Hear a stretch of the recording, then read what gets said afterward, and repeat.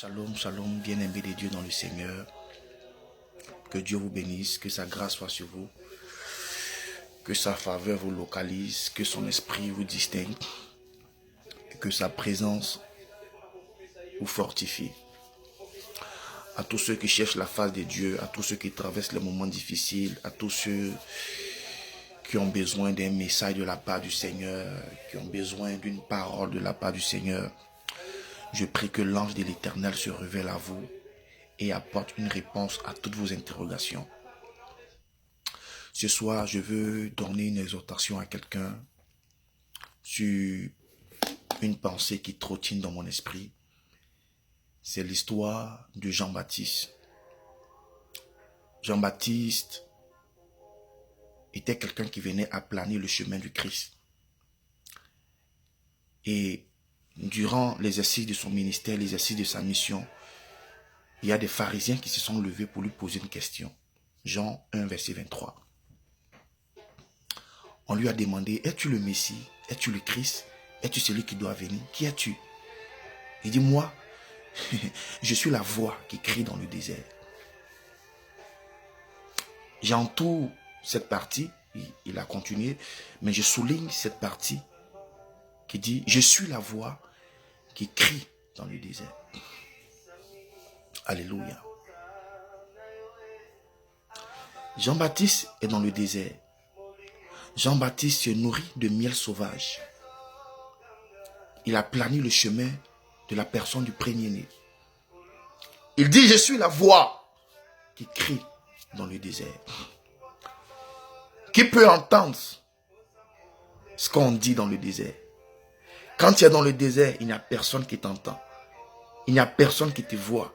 Il n'y a personne qui te regarde. Il n'y a personne qui est avec toi.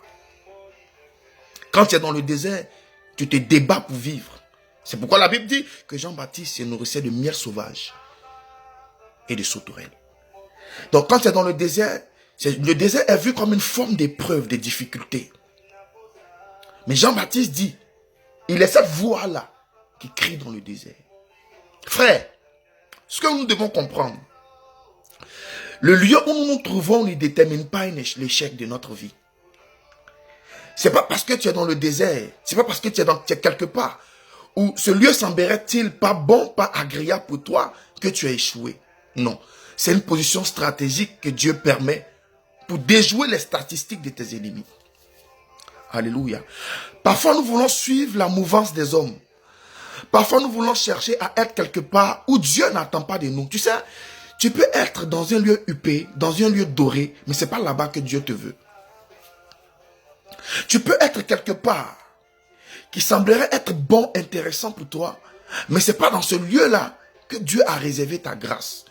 Regardons un peu l'histoire de Lot et Abraham. La Bible dit, il a commencé à avoir une discorde entre les serviteurs de Lot et les serviteurs d'Abraham parce que Dieu voulait séparer Abraham de Lot.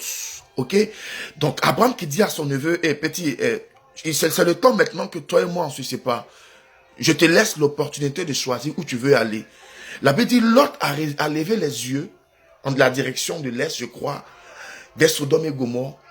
Il a trouvé que Sodome et Gomorrhe était une belle ville. Il y avait de bonnes choses là-bas. Ce lieu semblait être intéressant. Il a pris cette direction. Quant à Abraham, il a pris la direction opposée, qui avait lieu désertique, où il semblait rien avoir de bon de ce lieu. Alléluia. Mais plus tard, la Bible dit, les anges de l'Éternel ont détruit Sodome et Gomorrhe. Lot même a perdu sa femme là-bas parce qu'elle a été transformée en sel. Lot a perdu tous ses biens parce qu'on lui a demandé, on lui a interdit de prendre quelque chose. Et chance pour lui, il devait même mourir. C'est parce que son oncle Abraham a plaidé devant le Seigneur pour qu'il soit sauvé.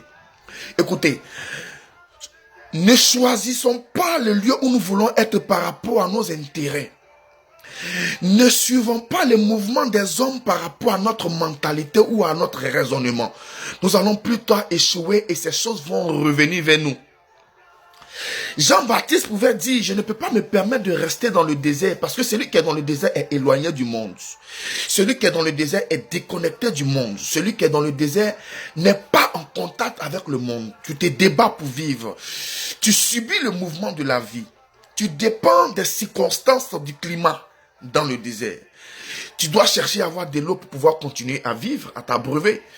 Tu dois continuer à chercher à manger. Oh, il n'y a pas de nourriture. Jean-Baptiste se nourrissait de miel sauvage. Et puis vous allez me dire, dans le désert, est-ce qu'il y a du miel? J'en reviens. Alors, Dieu avait choisi Jean-Baptiste pour annoncer un message de taille. Mais Dieu n'a pas voulu mettre Jean-Baptiste en vie.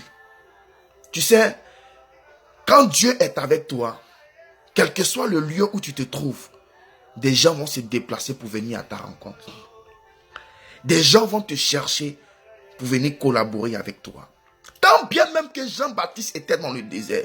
Jean-Baptiste criait dans le désert. La Bible dit, une foule de personnes venaient vers lui pour se faire baptiser. Mais comment est-ce que cette foule attendait la voix de Jean-Baptiste? Rabo Chata Labré. Comment est-ce que les gens avaient reçu l'information que Jean-Baptiste était en train d'annoncer l'évangile?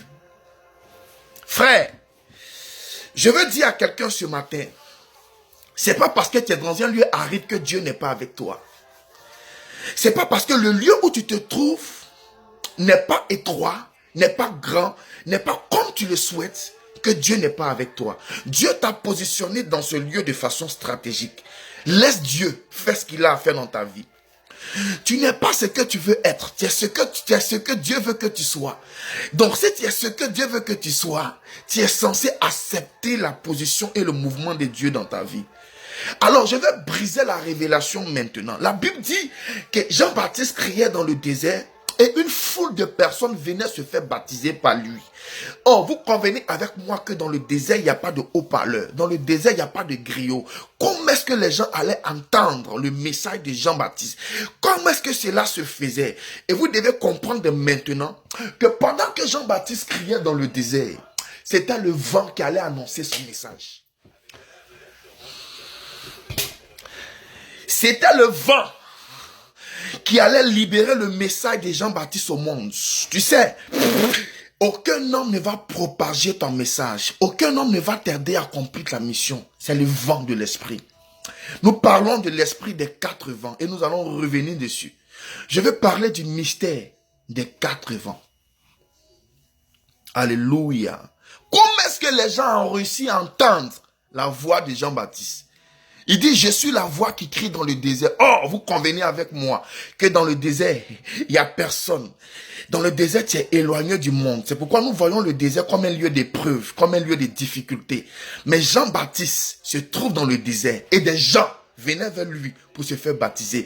Comment ils avaient fait pour entendre le message de Dieu? Comment ils avaient fait pour entendre le message de Jean-Baptiste? Jean-Baptiste crie dans le désert, mais le message retentit dans la ville et les gens entendent le message et viennent se faire baptiser vers Jean-Baptiste. Même des autorités, même des gens qui avaient une renommée venaient entendre Jean-Baptiste, venaient recevoir le message de Jean-Baptiste et se faisaient baptiser à l'issue de ce message.